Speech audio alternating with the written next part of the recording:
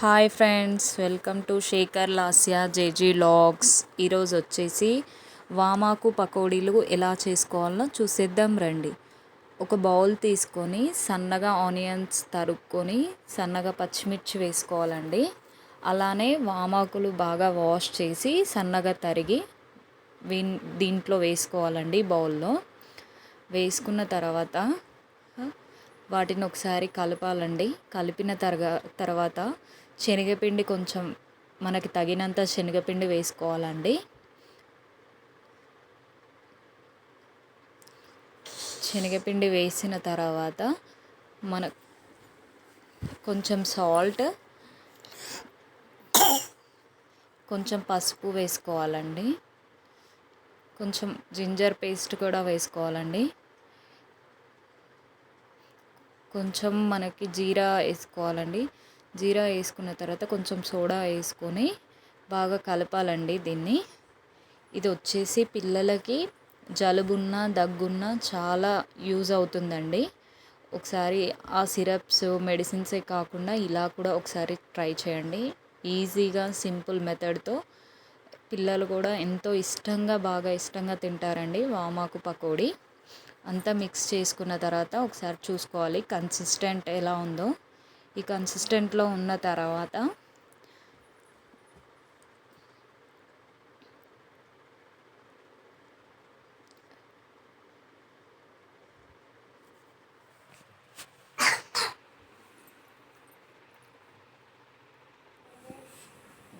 Stove పైన oil పోసి వేడి చేసుకోవాలండి. వేడి చేసిన తర్వాత ఒకసారి అది వేడైందా కాలేదా చూసుకోవాలి.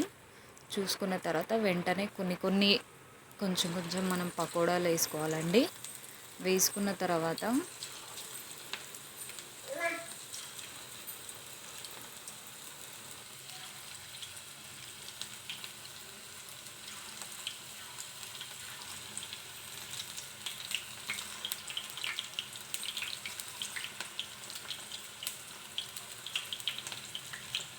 ఆయిల్ అయితే బాగా హీట్ ఎక్కిందండి.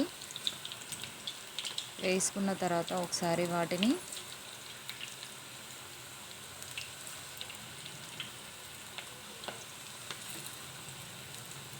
స్టవ్ మాత్రం సిమ్లో పెట్టుకొని వేసుకోవాలండి. మరీ సిమ్లో కాదు, మీడియం ఫ్లేమ్లో పెట్టుకొని వేసుకోవాలి.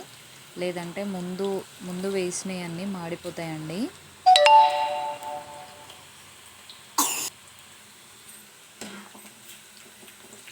ఒకసారి బాగా కలపాలండి. కలిపిన తర్వాత అవి ఒక మంచి బ్రౌన్ కలర్లోకి వచ్చిన తర్వాత వాటిని తీయాలండి.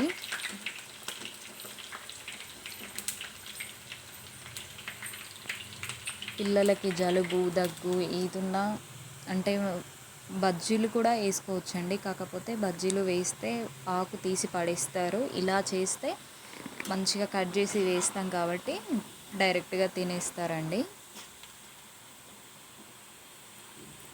ఒక ప్లేట్లోకి సర్వ్ చేసుకోవాలండి ఇవి తీసుకొని.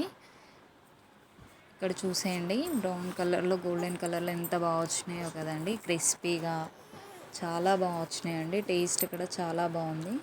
ఓకేనా ఫ్రెండ్స్, నచ్చితే లైక్ చేయండి, షేర్ చేయండి. Please subscribe to my channel please. ఓకేనా ఫ్రెండ్స్, బాయ్.